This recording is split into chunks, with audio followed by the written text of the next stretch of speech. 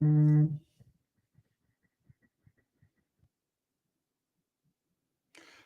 Tom Lavecchia here with a very special edition of the Armchair MBA in collaboration with Mobsters Inc. If you haven't subscribed to Mobsters Inc., please do so. I'm going to put a link below. And if you are a Mobsters Inc. person, please subscribe to the Armchair MBA. Today, I'm going to do a segment called View from the Armchair. And what I'm going to be doing is I'm going to be analyzing briefly who was a better leader, John Gotti versus Paul Castellano. Let's jump right in. Okay. So first I took the 5 dimensions of leadership. For those who don't know me, especially in the Mobsters Inc. side, I'm Tom Lavecchia, Armchair MBA. I hold an MBA in business management and marketing. Been in business, my own business for 10 years, been in corporate for additional 20, just short of 20, and held varying degrees of leadership roles, as well as my own business where I've led my team for, God, anniversary's coming up tomorrow, I think, as we're going to be 10 years old. But with that said is I studied leadership in depth over the years, but I also am a big fan and personal hobby is to deep dive in all things Cosa Nostra, especially the business end. So I took the 5 dimensions of leadership. Okay, I'm taking a business approach to look at organized crime leadership. So this can go to various different ways and benefit people in many different ways, whether you're managing your career, managing your life, managing your business, whatever that is. So with that being said, is I'm looking at 5 dimensions and scoring them from 1 to 5 on these 5 areas. Number 1 is authenticity. Number 2, vision. Number 3, achievement. Number 4, ownership. And number 5, collaboration. And I'm going to go through each point and translate that to life in Cosa Nostra and Cosa Nostra leadership. So let's jump right in. Okay. So authenticity is pretty much self-awareness, in that life, ethics. Although I may have a distorted view of ethics, there are some ethics and rules in that life. How do they adhere to integrity, support, that kind of stuff, aligning Cosa Nostra values and so forth. Number 2 is vision, developing the strategy. As a leader, you don't just collect envelopes. You don't just sit there and say, hey, do this, this, and this.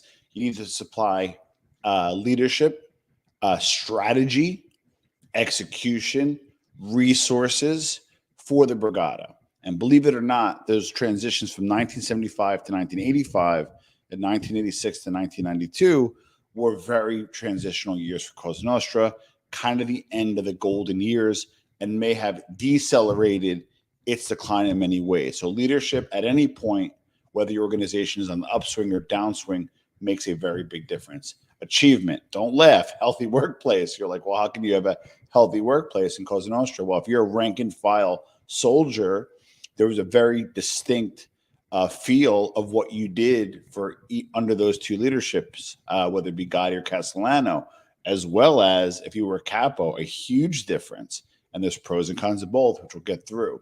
Ownership, right? Do you empower your team? Do you learn from your mistakes, which we'll get into? Decision-making, problem solving, and then collaboration. How did you negotiate? How did you manage your meetings? Did you respect your team? So we're going to first analyze Paul Castellano. We're going to go by each dimensions, each of the 5 dimensions, and then rate them on a scale of 1 to 5. So number 1 is authenticity. Okay, I give Paul a 2. Okay, and here's why. I'll get the vision in a second. My bad. So I give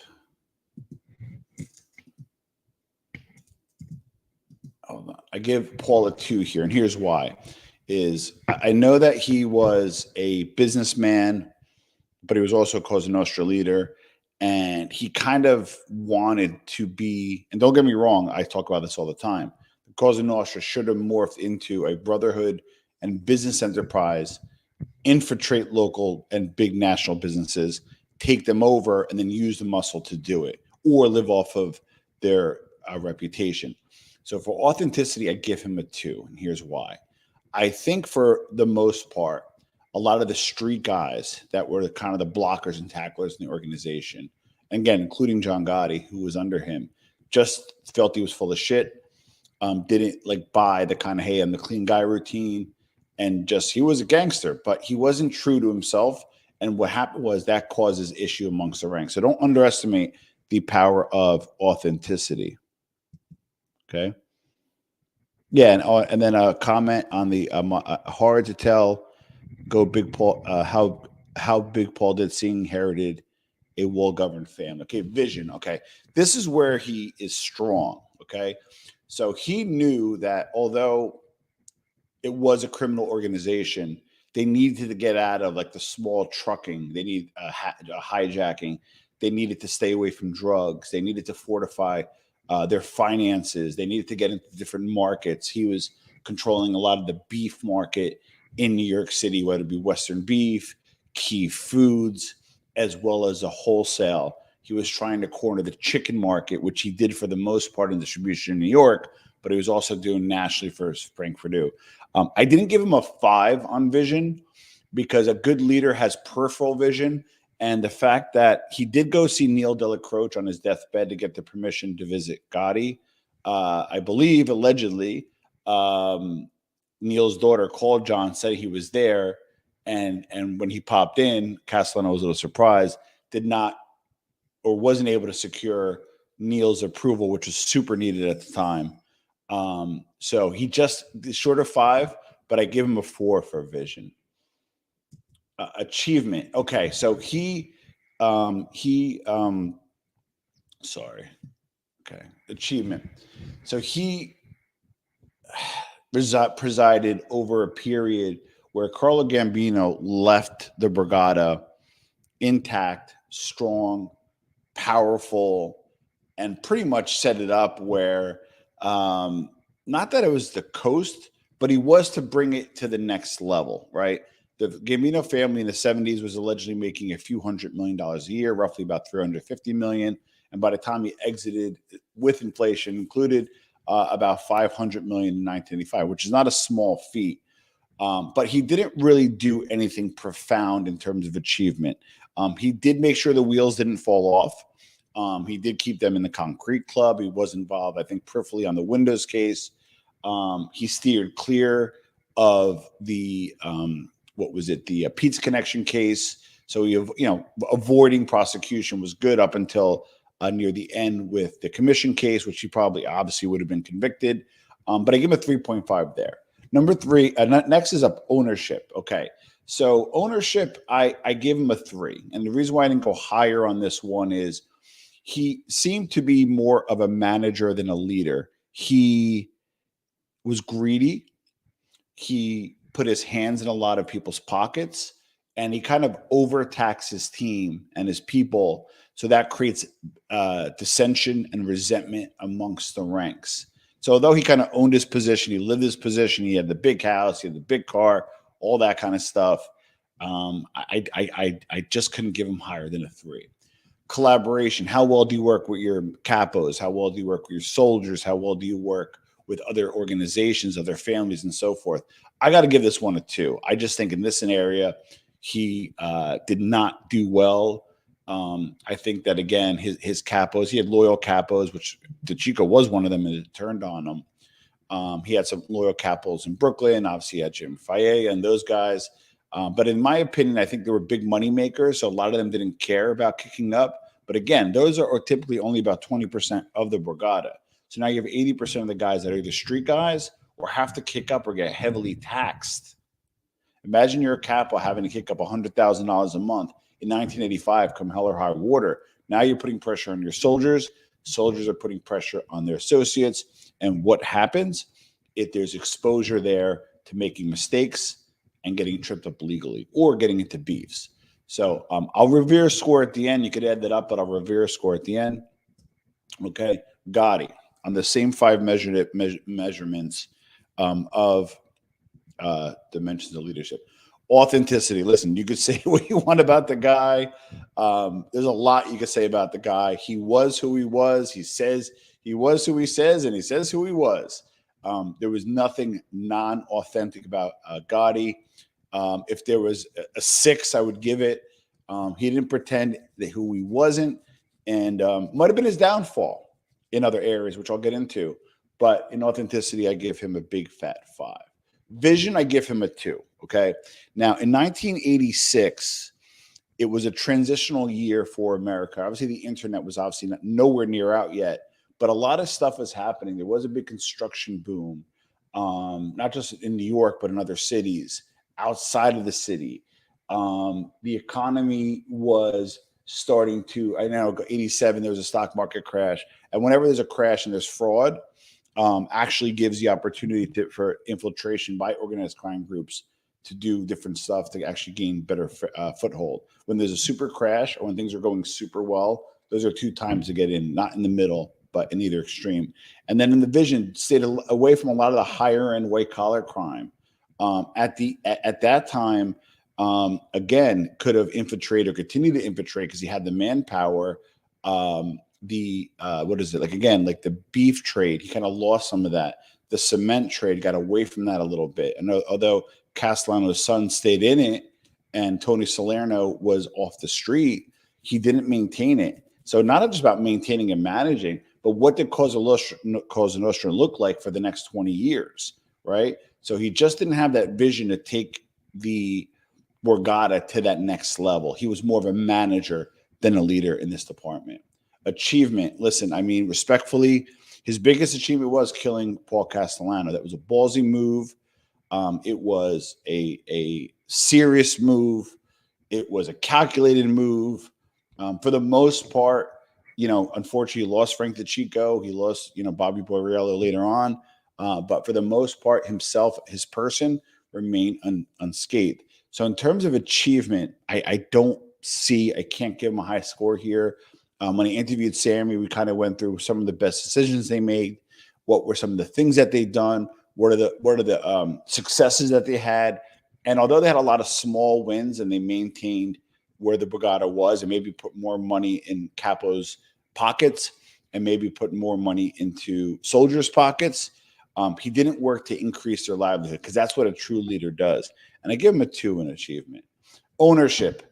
Now, listen, at the end, standing up and taking life on the chin, you can't get more ownership than that.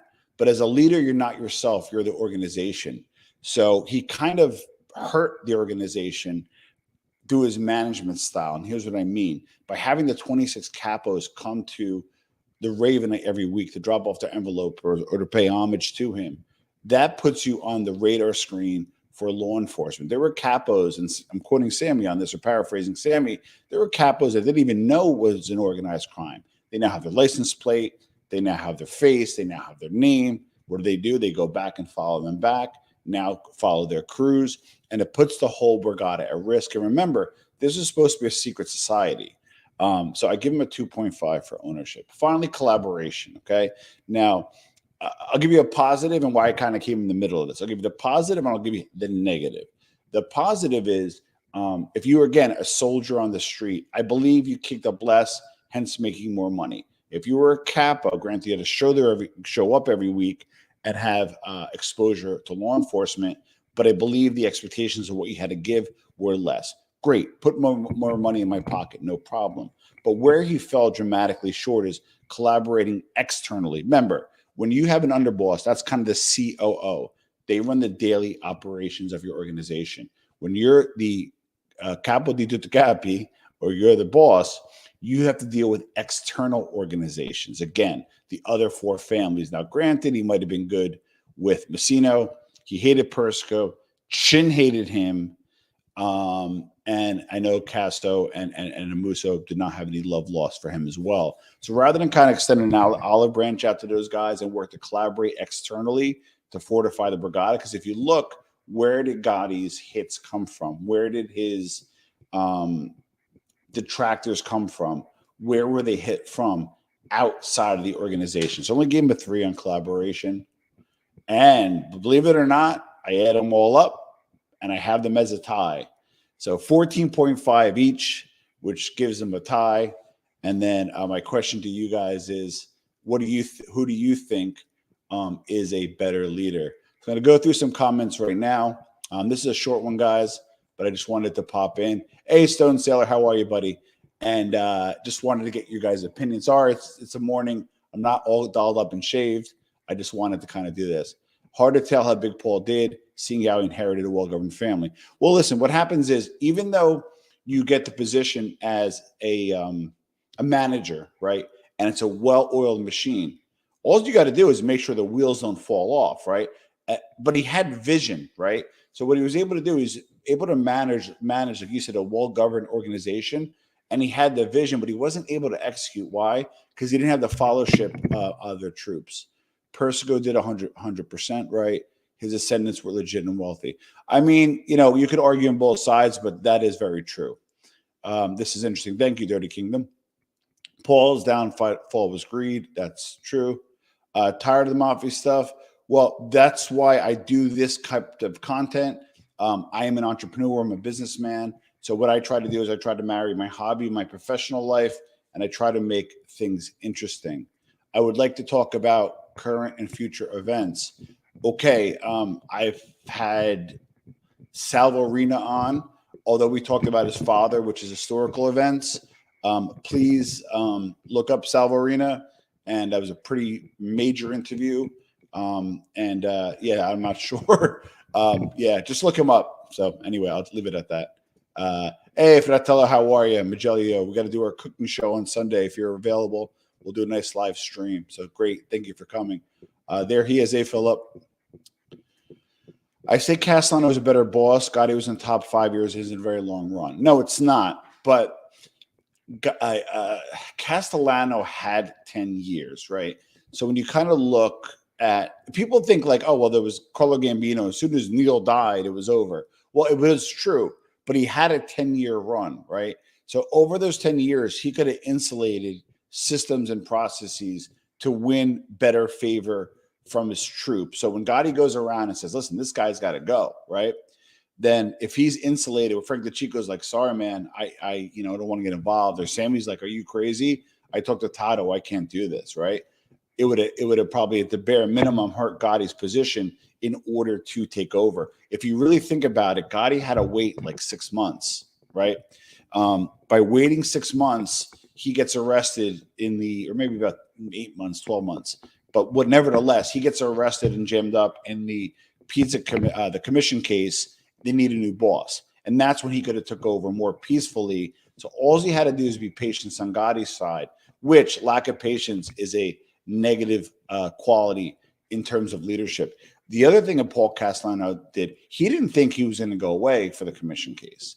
And by doing that, he did not have a strong exit strategy. Again, a sign of poor leadership. Believe it or not, I give them both 14.5 out of 25. That's like a C plus.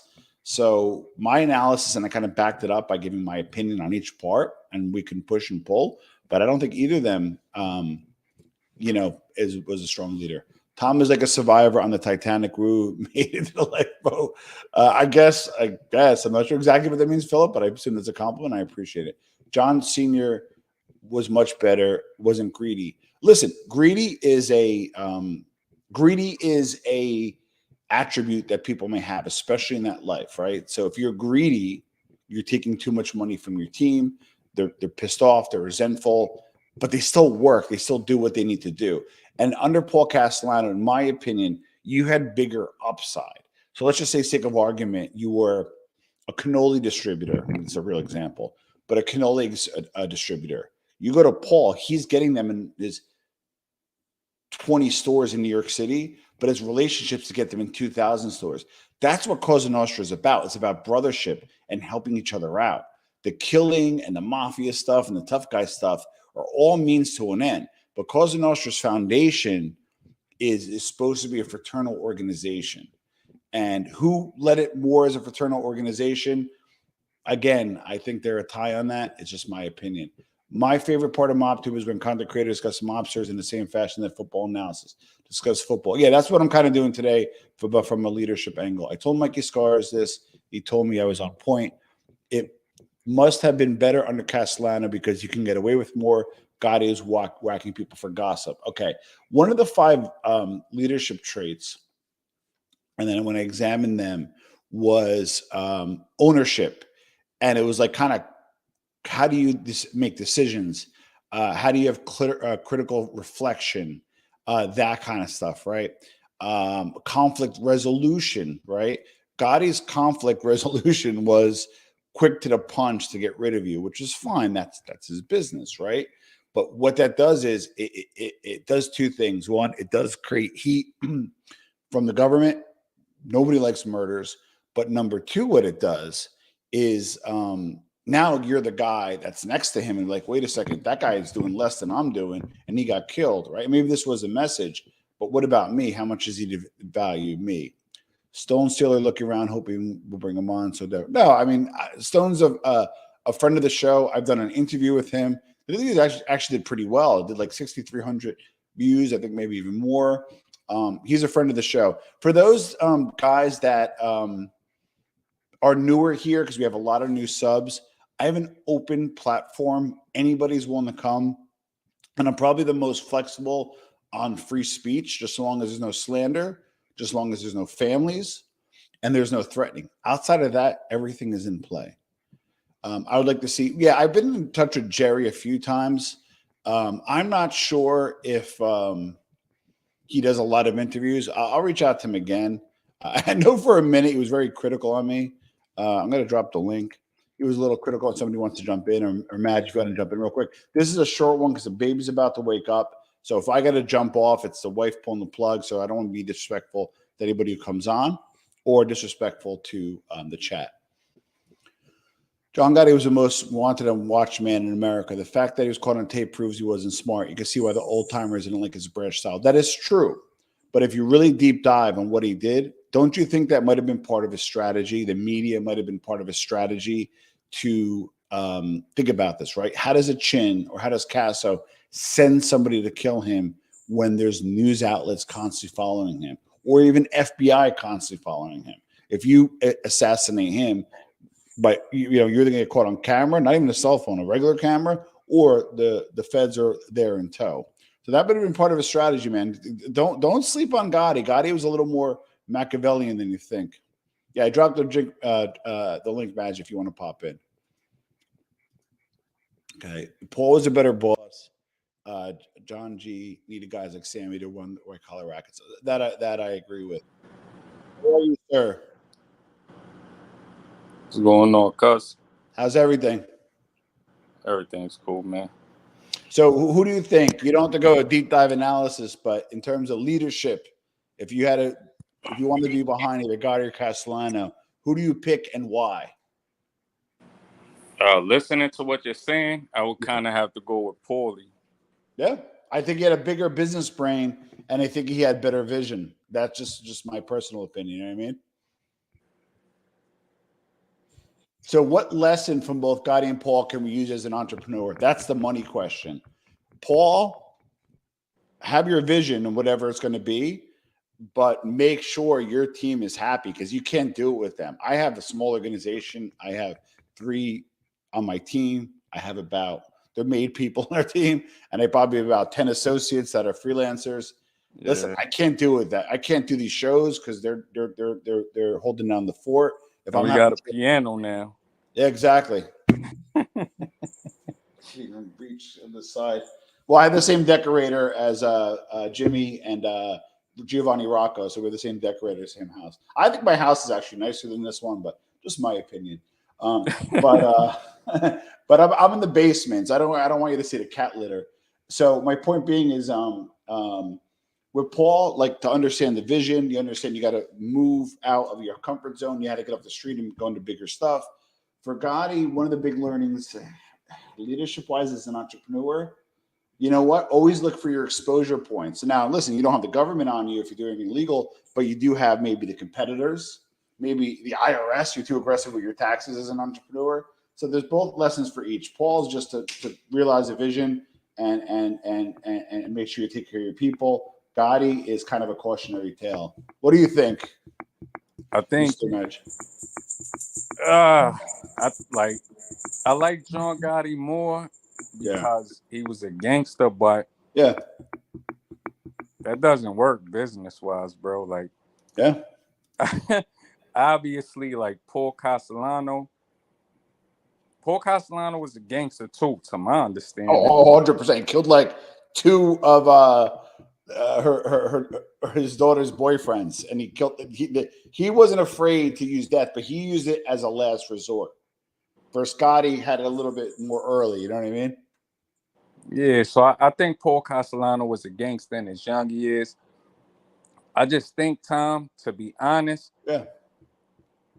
like a lot of Sicilian guys or guys that are like mixed, Yeah. I guess with Sicilian, sometimes there'll be prejudice. You heard? Of course. Yeah, there'll be prejudice sometimes. So I think Paul Castellano is probably the better leader. Honestly, bro, like that whole concept of making things legitimized and running things from that perspective, I think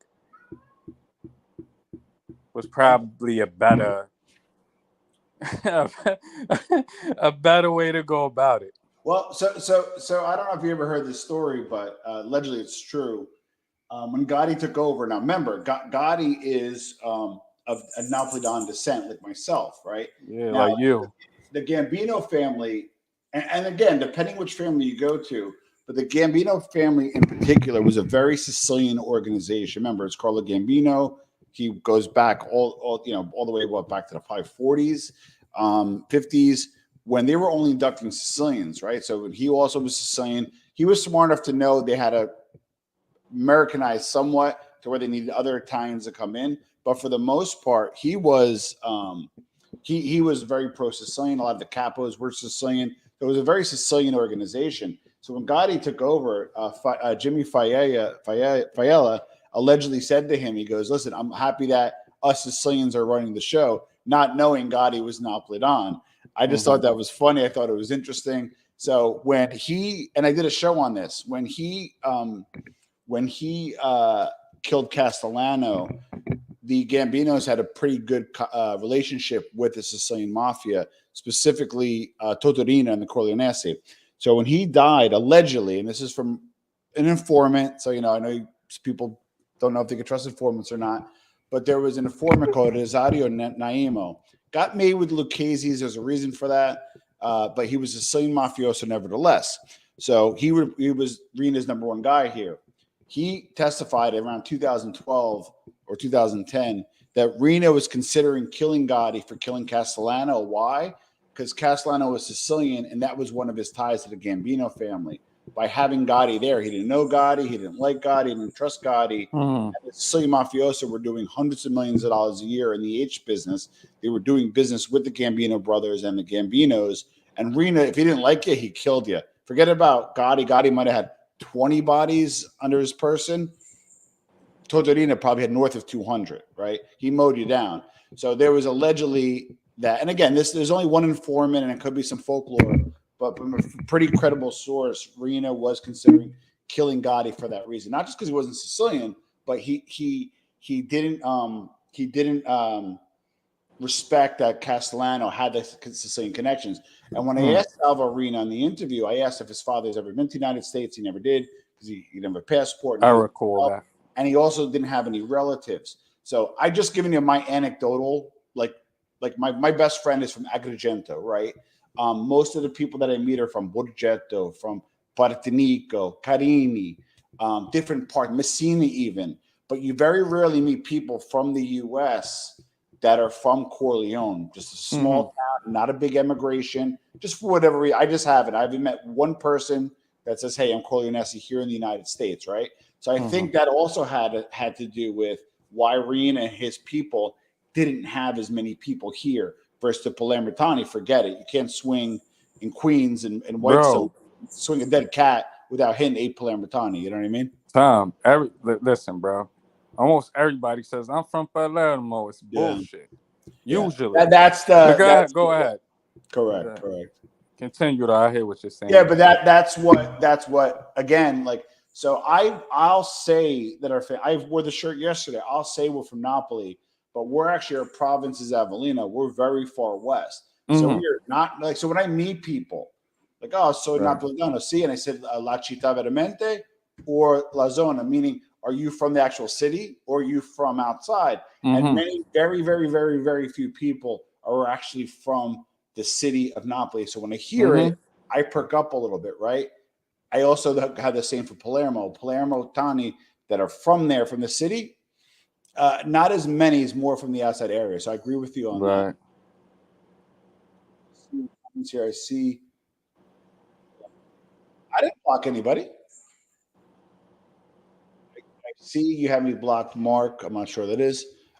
Dave, you're not blocked here. Obviously, you can write, so you're not like blocked here. I still say the FBI knew who planted the bomb that killed the Chico. Oh, 100%. Not only did they not know, they let the spiders kill the flies. Remember, the Magellan, unfortunately, we all know this, but when you're facing a deeper sentence, the more likelihood somebody's going to roll. So if they go ahead and kill each other, what do? I have the guy that killed this guy, and now I have a greater opportunity to flip this guy because he's facing not football numbers, but facing life, right?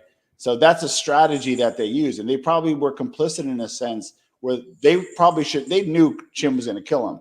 They should have went to him and said, hey, you know what, here's what's going on, and they might have been a little bit more vigilant. So I do agree that they knew. But what do you think about that, Tom? Do you think that planning that bomb, do you think, like, talk, but all right, if you hang around enough Sicilians, Yeah.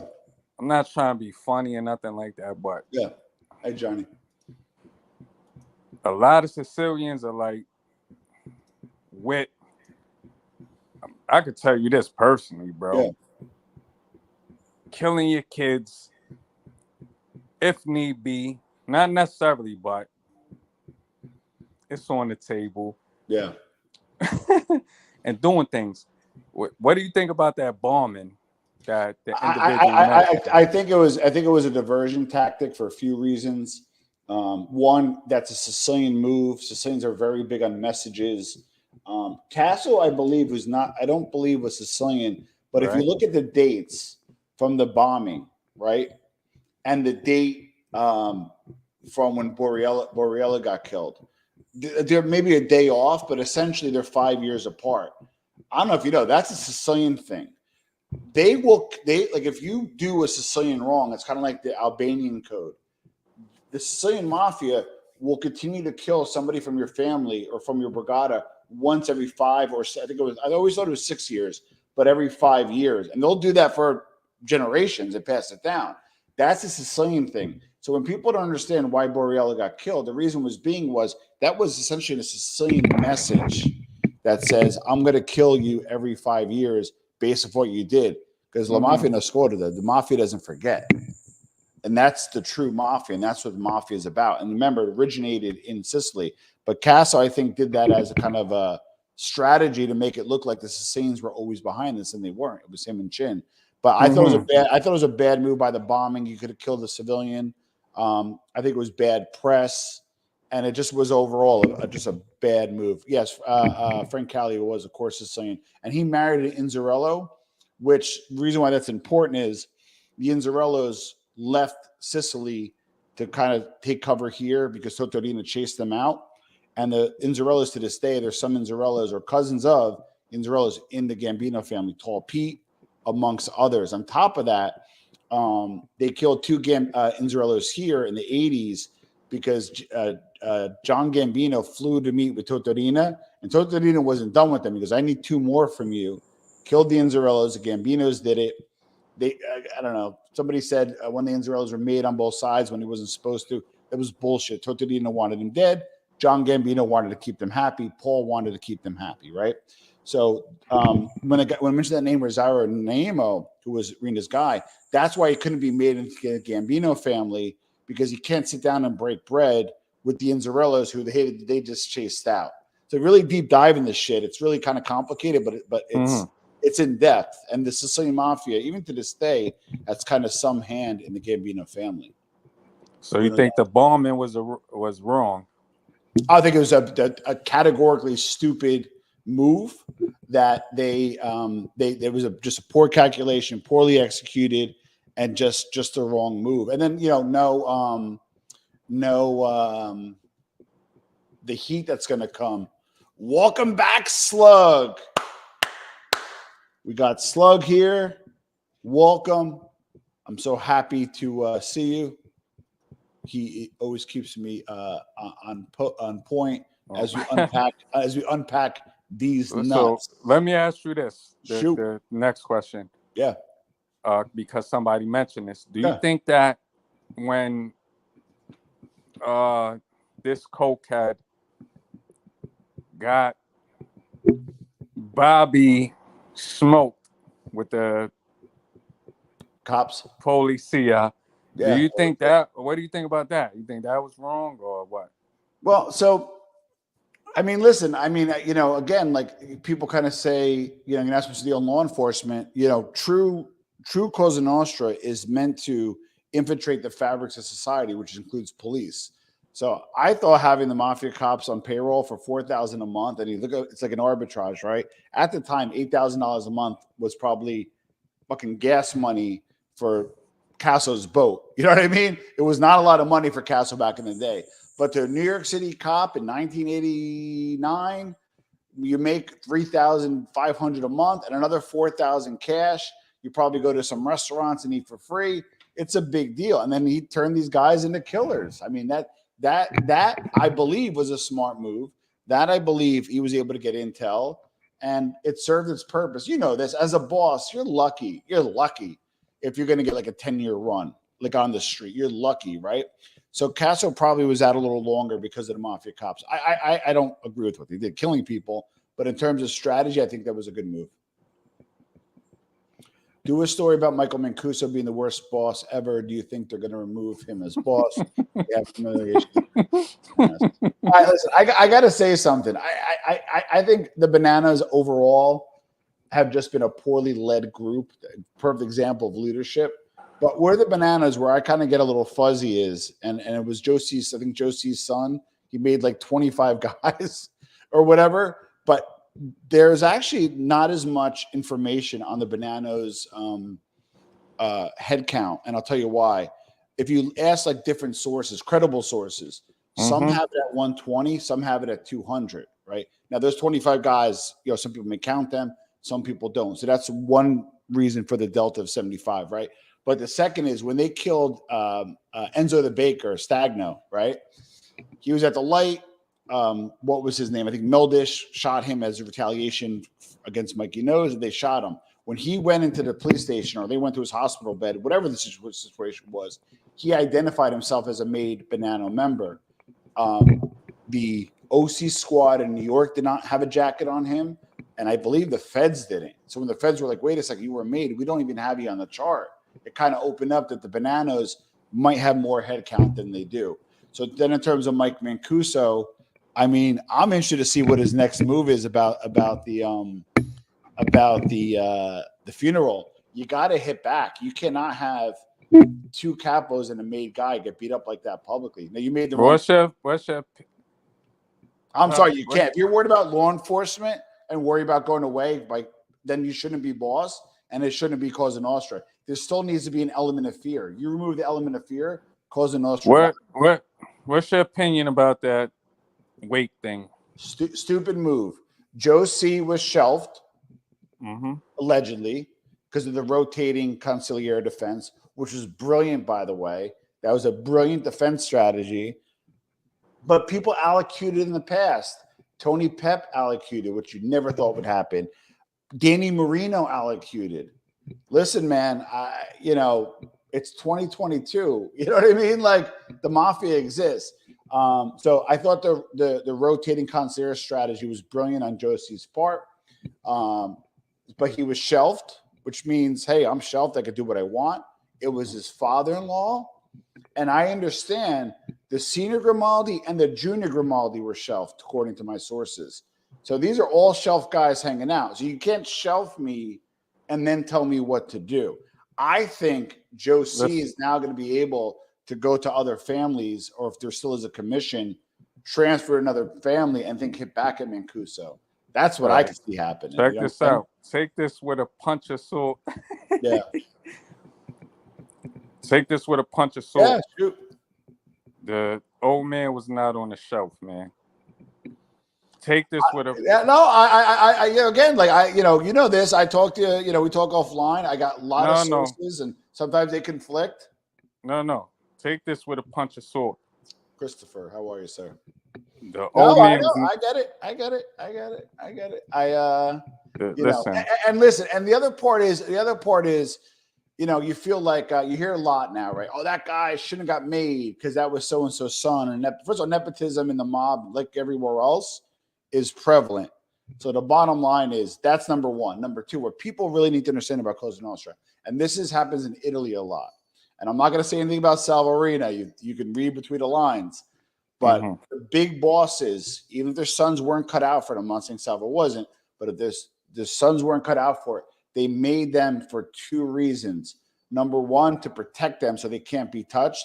Number two, to protect their inheritance and their legacy. Because if you don't think that if I'm a son of a mobster and my old man dies or my uncle dies, you don't think they're coming for me, you don't think they're coming for my book, I bet you the experience of Bill Cotolo is dramatically different if he was a made guy. For him and for how he was afterwards. Yeah. And that's what people got to understand, how true Cosa Nostra is.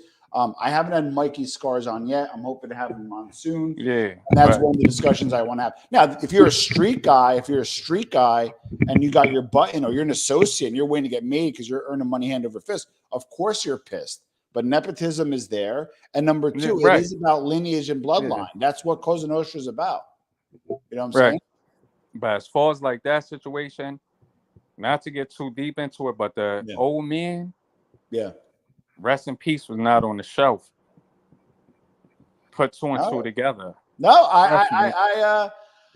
listen. You could disagree with it, but I'm going to tell you why I don't think he was shelved. Okay, major earner. Right. And a lot of it legitimate, but a major earner. Okay.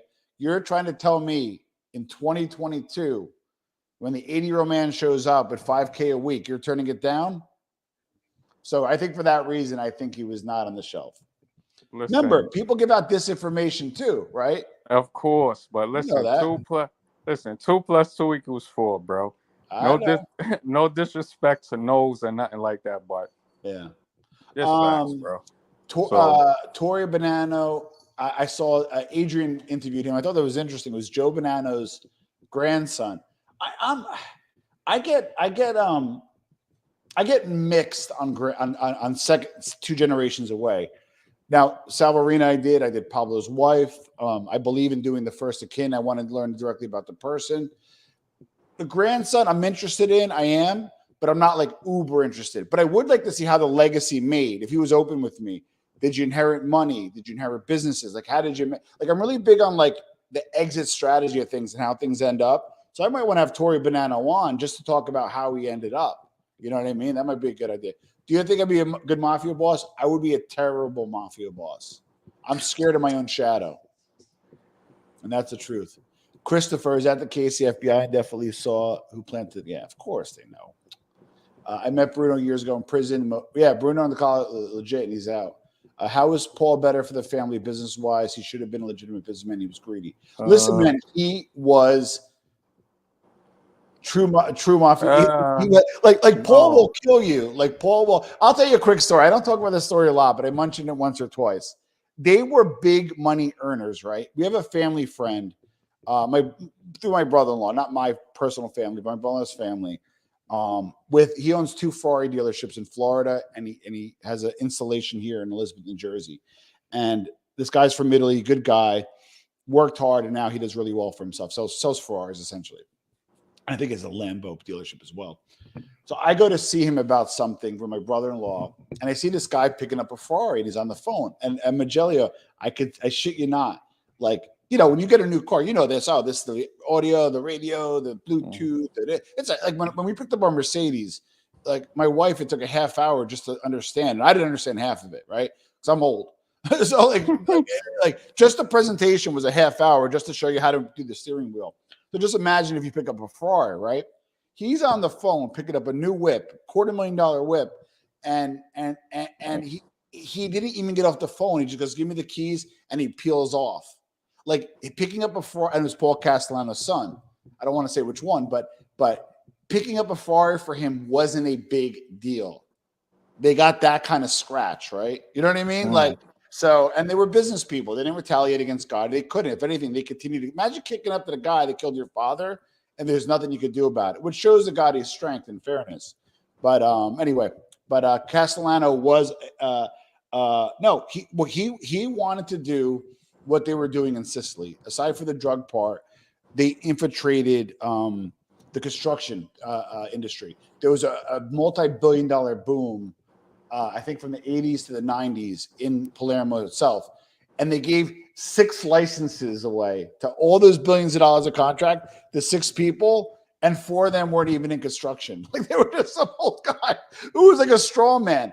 That's Cosa Nostra. You get what I'm saying? Like that's the real deal stuff. And that's what Castellano wanted. He wanted to create a stacked deck in the karting industry, in the chicken distribution, in the beef distribution, you know, a skyscraper construction. You know, he tried to do it correctly, you know? So let me just see. It makes a lot of sense, bro. He was smarter business-wise than oh, Johnny Joe's son. My bad. You're right, Al Dente. Johnny Joe's son is the one who did that with the Made Guys, and yeah, again, that's what I don't get. Johnny Joe's son, Spirito, who was at the wake. This is what further confuses me. He was also supposed to be shelved. He's the guy who was acting boss and made all those guys. He was supposed to be shelved, but yet Mancuso sends him to go talk to Joe C, who's also supposed to be shelved. Bro, it's like Mafia Days of Our Lives, man. You can't make this shit up. You know? 2 + 2 = 4, man. But anyway, yeah. With Paul Castellano, I think, in my opinion, was smart. But you know, when you're running a business, bro, certain people don't like when you're, I would say, having a budget. Put it that way. Trust me. Yeah, I get it.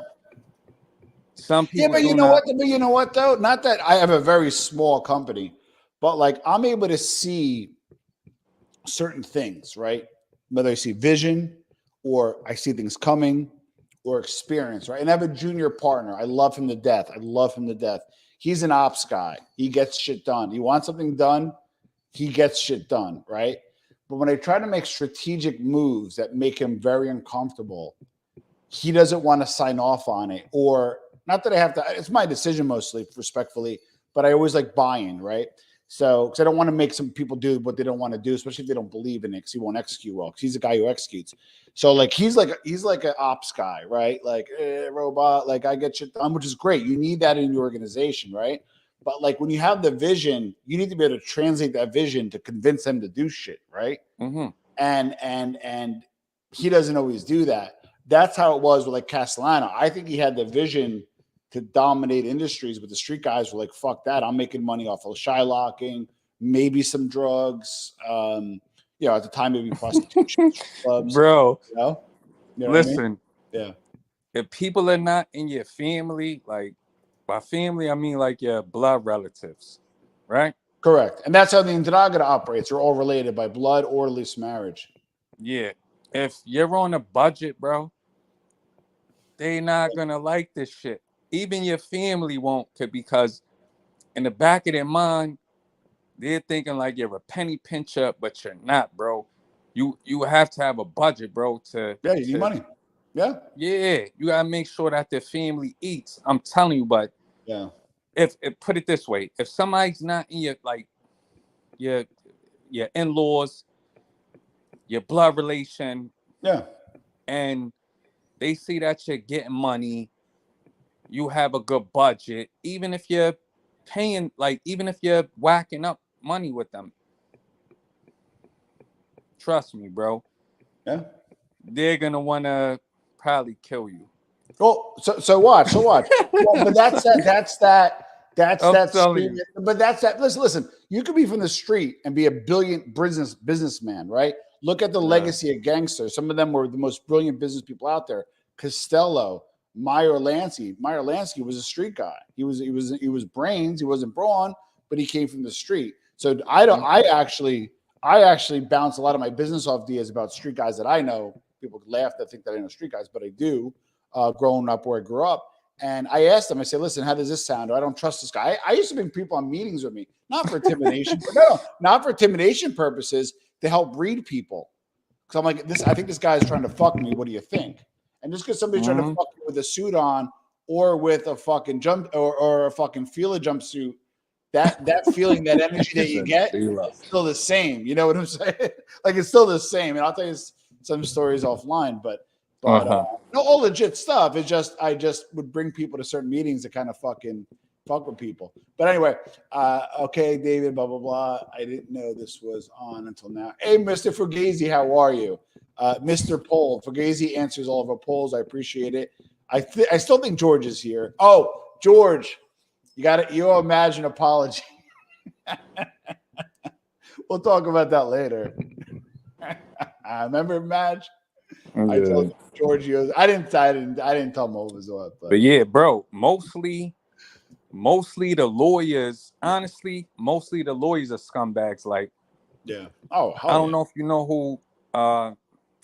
Fuck it. I don't know if you know who Mushes. You know Mushes, right? Oh shit. Yes, Russo. Yeah, his lawyer. We probably deal with him. You looking down like, yeah, bro. No, I'm supposed to do an interview with Thomas at 10 Eastern time. Thomas, give me a few. We're gonna wrap up shortly. Sorry, keep going. Yeah, just give me 2 minutes. Yeah. I don't know if you know who Mush's lawyer was.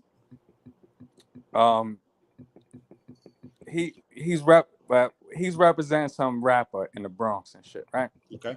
Anyway, I called him and shit like that, right? When I had my case recently, bro, this guy, I swear to God, Tom, he telling me $200K. I'm like, what? I swear to God, you know about my last case. Yeah. I said, yo, bro, what? $200K? No. I knew it was gonna be like $15K for the bare minimum to negotiate, go through all the stuff, some discovery, but $200K, fuck that. I swear to God. I said, what? He's like, nah, you know, I'll get one of my what they call these people, whatever, the paralegals. Yeah. For $20K. But anyway, though, certain guys, I'm not gonna mention who they are, from Bay Ridge, Brooklyn, you know, they looked out, which was cool. Yeah. Like, what? Bro, the point I'm making is that there's a lot of stuff that goes into the money aspect of things, bro. Yeah. And some guys are just scumbags in terms of like trying to rip you off. And yeah, the lawyers always get paid, especially I know a lawyer that deals with specifically what we used to deal with specifically for wise guys.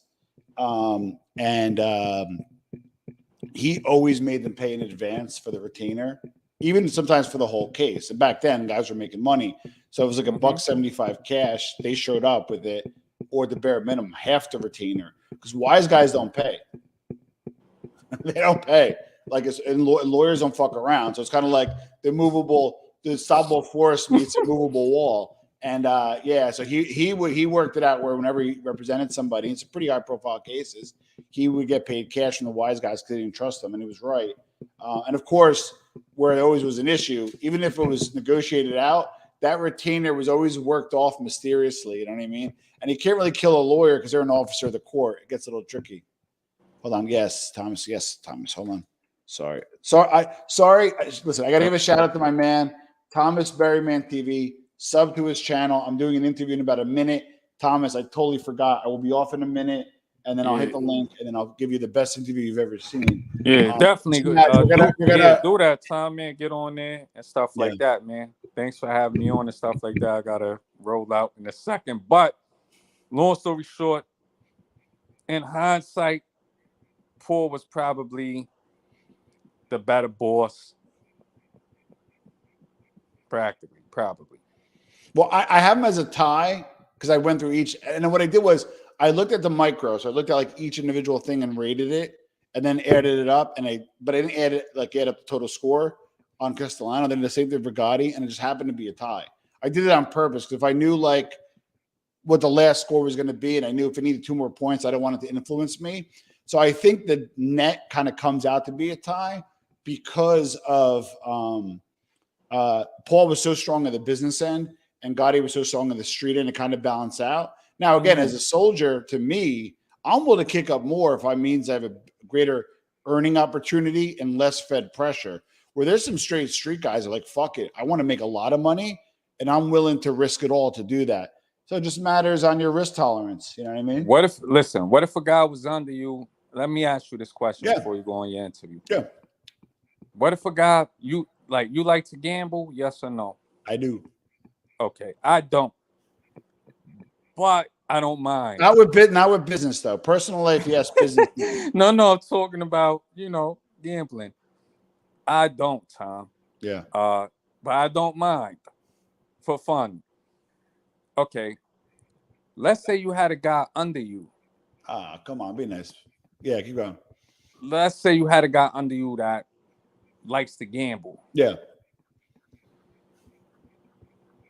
And you're making money. But he like, all right, let me give you an example, right? Without mentioning a name or nothing. Yeah. My little brother, last year, you know how much he blew on gambling? Cash. I'm 100K. I don't even know. I don't know. Shit, I wish. No, I don't wish. 70,000. Hey, that's that's a sickness, my friend. Bro, that maybe more. What I know. Jesus. This is a fact. 70,000. That's a Facts. lot. That's a lot. Cash. That's a lot. That's not counting credit. Yeah. Like in these casinos nowadays, you know how that goes. The casinos will give you credit, bro. Like they'll give you a card and you go in every month and stuff like that and whatever. Bro, imagine somebody like John Gotti. I'm not trying to be a prick, bro. Back then, like, what would you be happy or offended or I don't know? Well, number one, there's a reason why, and we got to jump off, but the reason why the Sicilian mob doesn't like guys that are philanderers that cheat on their wife is because what happens is it creates discord at home, better chance of getting a divorce, and a whole bunch of other stuff. And it's believed if you can't trust a guy who cheats on his wife, you can't trust a guy at all. That's kind of a tradition, kind of Sicilian belief, right? Meanwhile, in Italy, they were the biggest philanderers, but again, another discussion. So the truth of the matter is, I think the same goes for gambling. If somebody's that much of a gambler and they work for you, you got to treat it like an illness and get it fixed, or maybe let them go and let them fix themselves. Because if they're bad with their own money, they're definitely going to be bad with yours. You know what I mean? All right, that's Tom. my thoughts, brother. Just my thoughts. It's good talking to you, Friday. All right, Madge, text me later. Check out Madge's channel. He just did a great one on spaghetti bolognese. It was an excellent. I got to see about the Grimaldi piece, but the bolognese, man, that was a dope piece. So check Evangelio out. You, man. Appreciate it. For those in the mobsters inside, Cacio e Pepe. Cacio e Pepe. I did on Sunday, an easy, quick Roman meal, and then I'll do one this Sunday. So thanks everybody for checking this out. I'm gonna make it and whatnot. All right, Tom. Thanks for having me on and stuff like that. Talk to you later and stuff like that. I'm gonna get out of here. Have a good interview.